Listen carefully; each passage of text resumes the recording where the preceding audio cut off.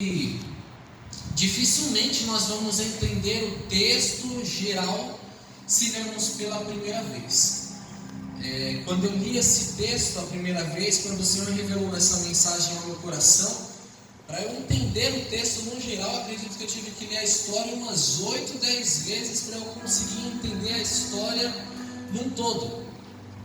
Mas resumidamente, é a última viagem que o apóstolo Paulo faz. O que nós precisamos entender aqui é a última viagem de Paulo, preso, indo para Roma pregar na sua última missão para o povo romano.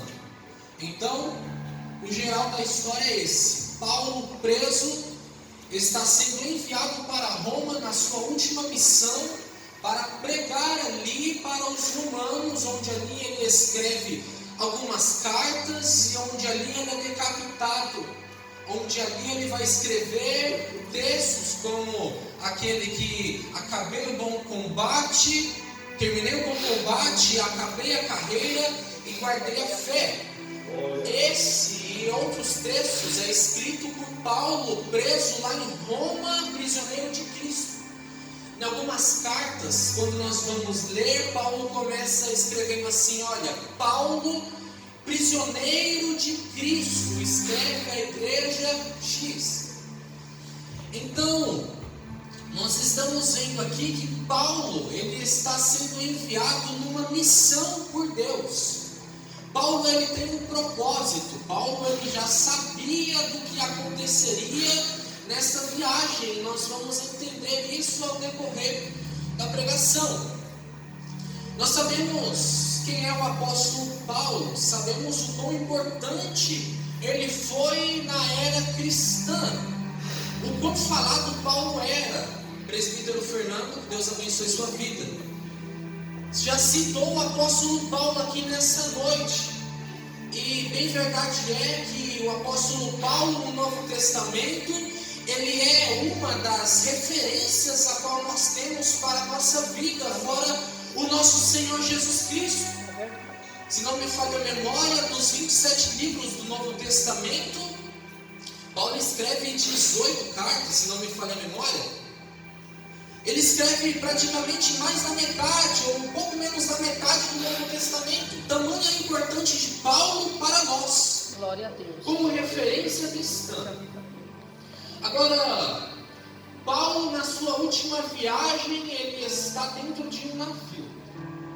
Nós chegamos no verso 27, no capítulo 27. Paulo dentro de um navio com um propósito. E neste propósito a qual Paulo tinha, nós vamos ver aqui alguns ventos que se levantaram contra a vida de Paulo. Ora, nós sabemos que Paulo, as cidades da qual Paulo rodearia, seriam cidades gregas. Seriam cidades que rodeariam a Grécia. Então nós temos aqui algumas cidades, praticamente todas elas, Creta e etc., são cidades da Grécia. Nós lemos aqui um nome sobre Euroaquilão. E nós vamos ver que os gregos, eles tinham o costume de apelidar os ventos. Nós vamos ver, estudando, nós vamos descobrir que existiam 4 ventos onde os gregos temiam ele. Então, se o vento soprava pela banda sul, eles davam um nome. Se o vento soprava pela banda norte, fosse um vento forte, eles davam outro nome, já que os gregos eram homens pensantes.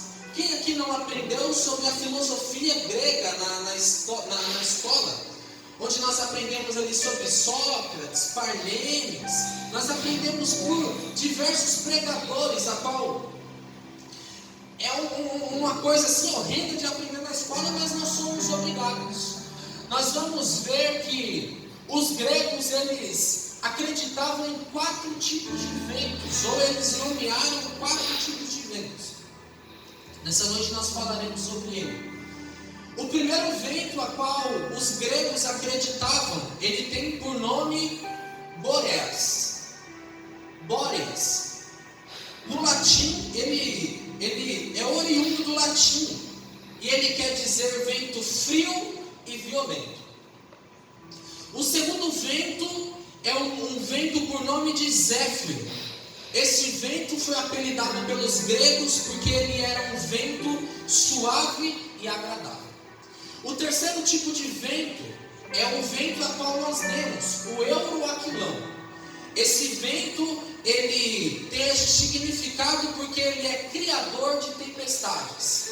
E o último vento é o vento por nome noto, quer dizer vento quente e formador de nuvens.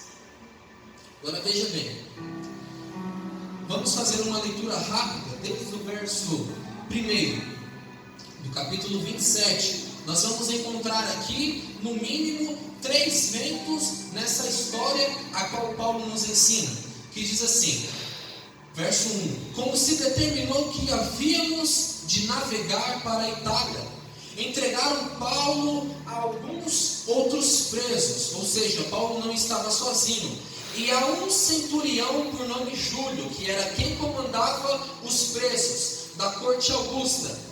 E embarcando nós em um navio adramitino, partimos navegando pelos lugares da costa da Ásia, estando conosco Aristarco, um preso, macedônio de Tessalônica, e chegando no dia seguinte a Sidom, e Júlio, tratando Paulo humanamente, lhe permitiu ir ver os amigos para que cuidassem dele. E partindo dali fomos navegando abaixo de Chifre, porque os ventos eram contrários. Paramos aqui. Então quando Paulo ele começa a narrar a história, ele começa a usar o vento, e ele fala aqui que existia um vento que era contrário. Um vento que soprava contrário àquilo que o Senhor lhe teria designado para fazer. Um vento que soprava contrário ao propósito que Paulo tinha. Um vento que soprava contrário, que fez com que algumas alterações no caminho fossem precisos de ser feito. Muitas das vezes é assim nas nossas vidas. Nós estamos com um propósito, nós traçamos o objetivo, nós falamos assim, já estamos dentro do barco, mas de repente vem um vento contra as nossas vidas, chamado este vento contrário, que faz com que nós tenhamos que, de certa forma, improvisar. Mas no todo nós sabemos que o propósito a qual Paulo tinha, quem estava por detrás dele? Era o próprio Deus. Então nós vamos entender lá na frente, que Paulo ele já sabia que o vento tinha soprado contrário, porque um anjo já tinha aparecido para ele e já tinha lhe avisado do que aconteceria. Então por mais que nós estejamos dentro do barco, por mais que nós estejamos no propósito, por mais que o vento, quando nós falamos de vento, nós falamos de algo que nós não conseguimos esperar. Em Jeremias, ele vem nos dizer que algumas coisas o homem não consegue discernir. O homem não consegue saber. Uma delas é como é formado a criança no ventre. E outra delas é para onde o vento vem ou para onde o vento vai. Existem certas situações nas nossas vidas, Fabinho, que nós não conseguimos mensurar, nós planejamos. Foi assim no casamento lá no primeiro milagre de Jesus. Os cálculos foram feitos, a estratégia foi criada, mas algo saiu do controle. O vento soprou ao contrário e o vento surpreendeu. Mas o Deus que permitiu o vento soprar é o mesmo Deus que ainda está no controle da situação. E partindo dali, fomos navegando abaixo de Chipre, porque os ventos eram contrários. Verso 5: e tendo atravessado o mar ao longo da Cilícia e Panfilha, chegamos a Mira. Na Lícia. Chegamos a Mira. Nós vamos entender aqui que a mirra é um dos 4 pilares que nós vamos ler no final, lá no verso 20. Primeira parada de Paulo, lugar chamado Mirra. Esse nome, para quem é bom de Bíblia, não é estranho. Pararam num lugar chamado Mirra. Mirra, uma planta, nascia em lugar árido ou semiárido, era cheio de espinho por fora, até a sua folha, se você pegar a imagem da planta mirra, até as suas folhas, ela é desenhada pontiagudamente. Mas dentro da mirra existe algo a qual nós trazemos a tipologia para as nossas vidas. Estudando um pouco mais sobre a mirra, eu descobri que existem 3 substâncias dentro dela que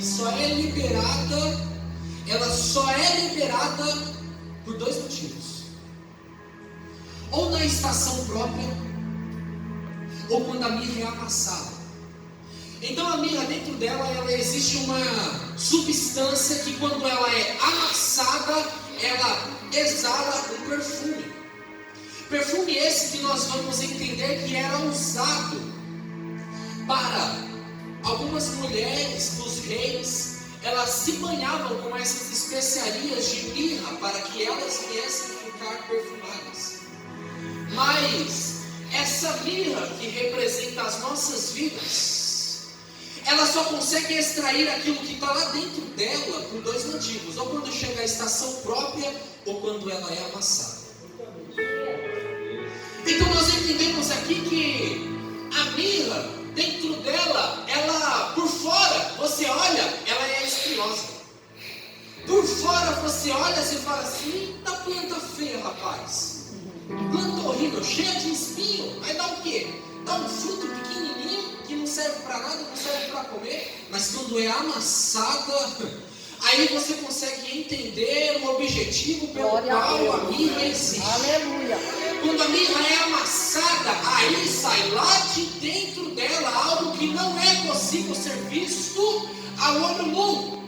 Quando você olha, você fala assim: é uma planta feia, é uma planta espinhosa, mas por dentro dela existe algo precioso.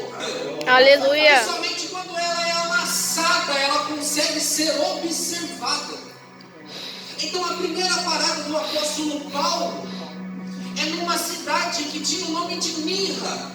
E ela tinha esse nome de Mirra porque a cidade era devastada pela planta mirra, assim como cotia. Se a gente for pesquisar cotia, tem esse nome de cotia, porque quando vieram para cá era o que mais tinha, o animal cotia aqui. Então, na primeira parada de Paulo, ele já ensina algo para nós.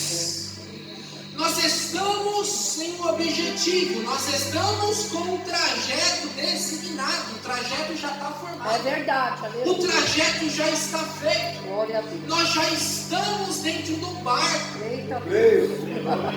Mas aí nós passamos em Mirra, e é em Mirra que nós vamos entender que é lá que nós somos amassados, Misericórdia. para que seja extraído de dentro de nós a verdadeira adoração. É em Mirra que nós vamos entender que quando a coisa está apertando, é aí que sai da nossa boca, a verdadeira adoração. É verdade, aleluia. É em Mirra, é quando nós estamos passando em Mirra, é quando a situação está difícil. Aí nós olhamos assim e falamos: Senhor, o vento está contrário. Aí o Senhor fala assim: é em Mirra que eu quero ver exalar de dentro de você o verdadeiro significado pelo qual você leva o nome de Mirra. Pode até ser espinhosa por fora, pode não ter aparência, mas por dentro nós carregamos a adoração do Espírito Santo. Aleluia. Glória a Deus. Aleluia. Maravilhoso Deus. Verso 5, verso 6. Viajando ali no Centurião, um navio de Alexandria, que navegava para a Itália, nos fez embarcar nele. E quando por muitos dias navegássemos vagarosamente, havendo chegado apenas de fronte de Quinido, não nos permitindo o vento ir mais adiante. Quem que não permitiu Paulo navegar? O vento. Vamos à Bíblia. Nós vamos ver o vento como a tipologia de várias coisas. Certa feita, Jesus estava dormindo lá no fundo do barquinho, aí a tempestade veio, assolou o barco, os discípulos foram: Jesus, não te importa que morramos? Aí Jesus vem, levanta, estende as suas mãos e repreende o vento. Em Atos 2, nós vamos ver o dia de Pentecostes, a descida do Espírito Santo, a qual nos ensina que o Espírito Santo veio como um vento veemente, impetuoso. Porque nós falamos assim, muitas das vezes nós falamos assim: é o vento na Bíblia.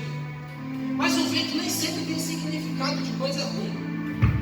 O vento nem sempre vem para, é luta.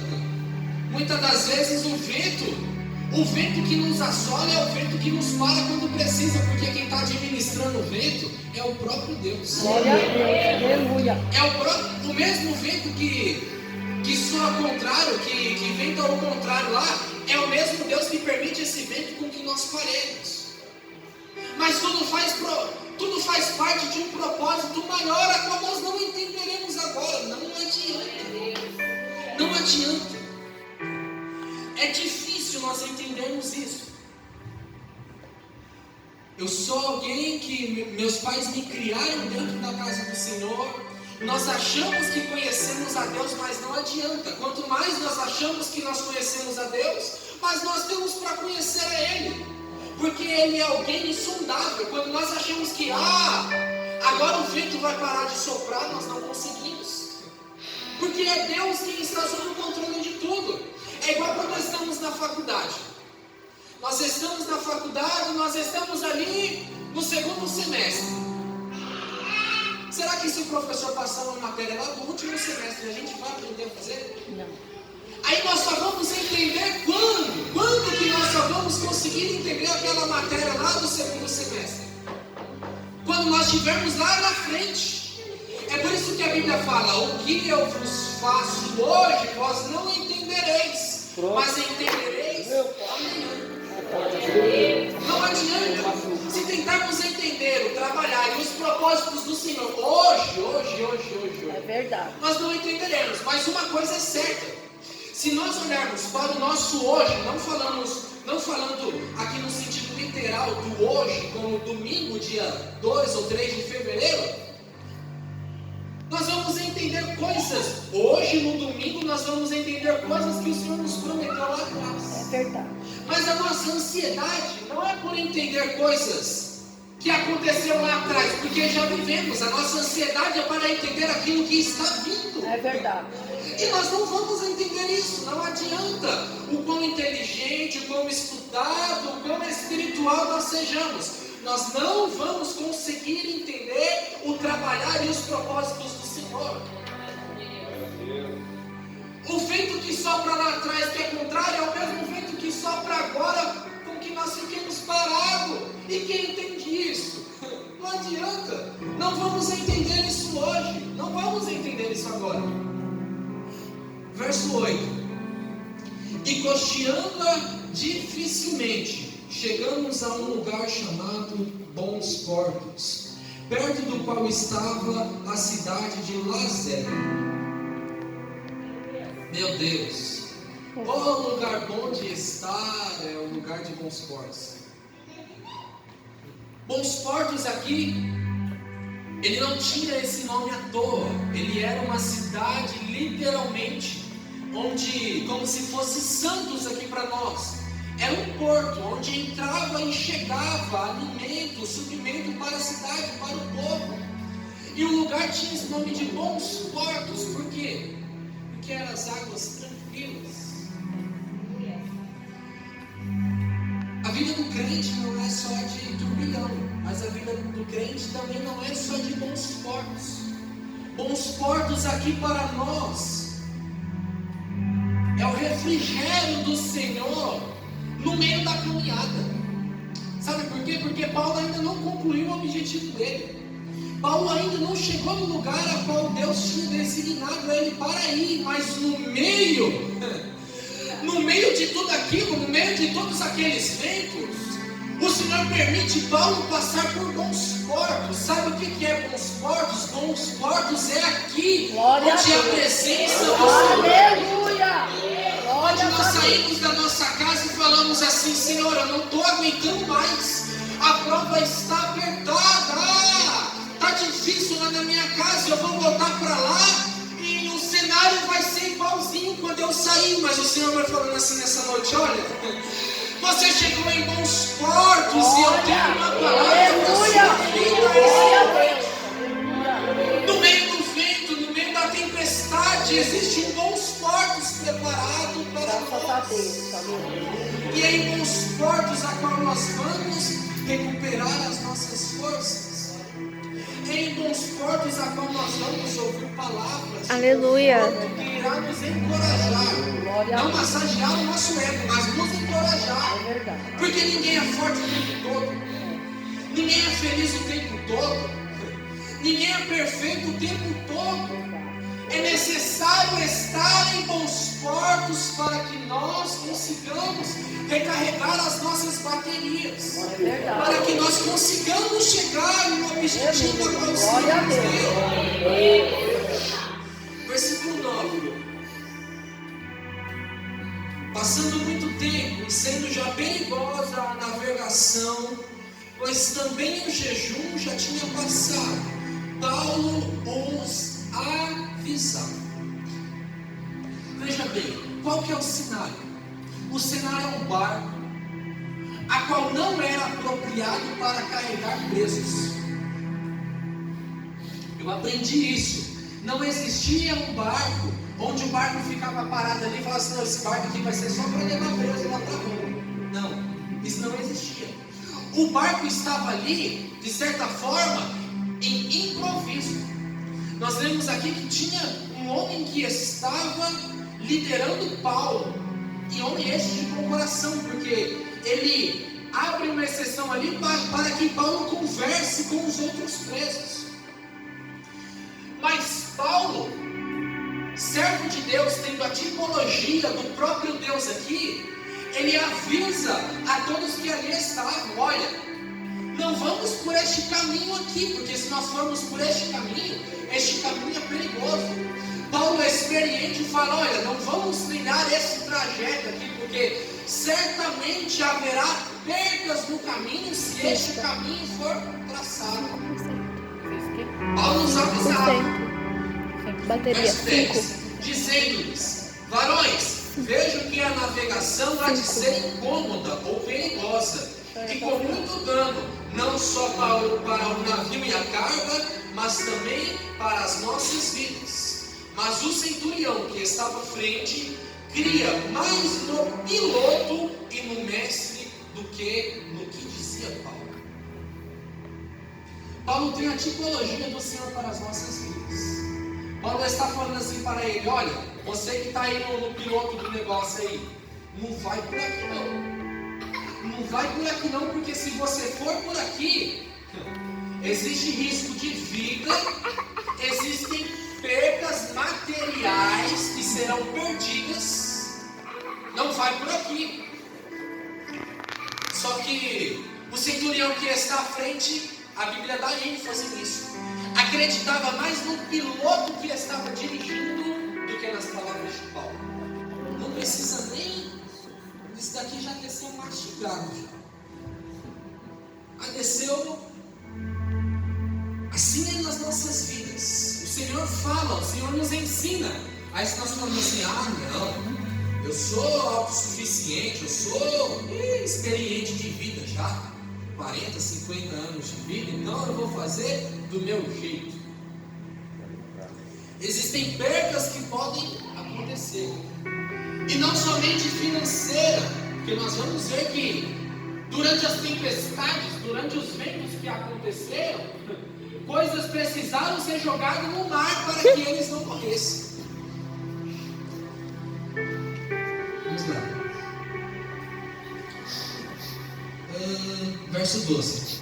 E como aquele porto não era cômodo para invernar, os males deles foram de parecer que se partisse dali, para se podiam chegar a Fenícia, que é o porto de Creta, que olha que para a banda do vento da África e do Coro, a invernar ali. E soprando o vento sul, brandamente lhes apareceu terem já o que desejavam. E fazendo-se de vela, foram de muito perto costeando a Creta. Mas, não muito depois, deu nele um pé de vento chamado Euroaquilão. Euroaquilão é um dos ventos a qual os gregos acreditavam que soprava da banda do sul. O significado desse vento é vento criador de tempestades. Em outras palavras, Paulo estava indo com os homens, tudo vento a popa, vento a popa. No verso anterior, ele nos ensina que eles estavam indo somente com as velas, ou seja, o vento estava levando o barco tranquilamente. Daqui a pouco, quem é que surpreende? O Euroaquilão. O Euroaquilão. Vento criador de tempestades. Este vento é aquele tipo de vento onde muitas das vezes nós falamos assim: peraí, de onde que surgiu esse vento? Pelo amor de Deus, mas ontem sábado estava tudo tranquilo, hoje domingo o vento já aconteceu, o vento já veio. Vento criador de tempestades. E sucedendo o navio arrebatado e não podendo navegar contra o vento, dando de mão a tudo, nos deixamos ir à toa. Paulo tinha avisado, Paulo tinha falado lá atrás: não vamos por este caminho, pois é um caminho perigoso. Desobedeceram. Quando chegou no meio do caminho, o Euroaquilão aparece. Aí ele fala aqui, dando de mão a tudo, nos deixamos ir à toa. Ou seja, eles só abriram as velas e deixaram o vento ir. Sabe aquela música secular que tem por aí? Deixa a vida aí levar. Foi mais ou menos isso que aconteceu. Para onde o vento soprou, não importa se era em direção ao objetivo ou não, o barco estava indo. Mas por que o barco estava indo? Talvez em direção ao não objetivo, porque uma desobediência lá atrás tinha sido feita. E correndo abaixo de uma pequena ilha, verso 16, chamada Cauda, apenas podemos ganhar o Betel. E levando este para cima, usaram de todos os meios, cingindo o navio e temendo darem a costa na Sirte. Amainadas as velas ou abaixadas, assim foram à toa.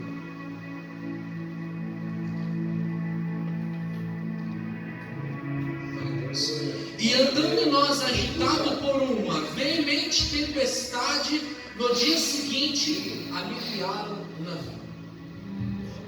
Eles tiveram que abrir mão de parte da carga que eles estavam levando para que eles não pudessem morrer. Esvaziaram o navio. Verso 19. E ao terceiro dia, nós mesmos, com as próprias mãos, lançamos ao mar a armação do navio. Meu Deus, um naufrágio. E não aparecendo, havia já muitos dias, nem sol, nem estrelas, e caindo sobre nós uma não pequena tempestade, fugiu de nós toda a esperança de nos salvarmos. E é aqui no verso 20 que nós praticamente finalizamos. E não aparecendo, havia já muitos dias, nem sol, nem estrelas. Não aparecia sol, nem estrelas. Veja bem. Como era feita a navegação marítima no tempo de Paulo? Não existia GPS, não existia sonar, não existia o Waze para barco para que eles pudessem se localizar. A navegação era feita através do sol ou através das estrelas.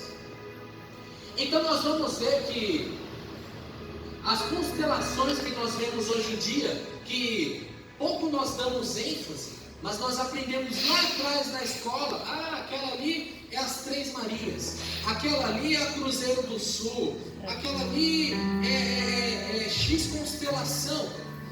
Essas constelações, essas estrelas eram usadas como referência para que eles pudessem navegar. Veja bem, um dos ventos a qual nós citamos, vento Bóreas, Zéfiro, Euro e Noto. Se você puder anotar, anote. O último vento, o vento por nome Noto, ele tem por significado vento quente e formador de nuvens. Vento quente e formador de nuvens. Este vento aqui para mim, é um dos ventos mais perigosos que podem nos rodear. Sabe por quê? É esse vento que faz com que nós perdemos a direção da navegação. Eu estou sentindo a presença de Deus. Glória a Deus, aleluia. Este vento que faz a qual nós perdemos o foco, a qual nós perdemos o objetivo. É verdade. Veja bem, a referência a qual eles tinham, vinham da onde? Vinham da onde? Vinham de cima, vinha do alto. Estrelas e sol, era a referência que eles tinham para navegar. Cruzeiro do Sul está para lá, então vira um pouco mais à direita, vira tantos pés ao norte, tantos pés ao sul. A referência a qual eles tinham vinha de cima. Agora a Bíblia está nos ensinando que Noto aparece sobre a vida deles e faz com que eles percam a esperança. Por que eles perderam a esperança? Porque a única referência que eles tinham de navegação foi perdida. A única referência que eles tinham para navegar já não consegue mais ser observada. E o Senhor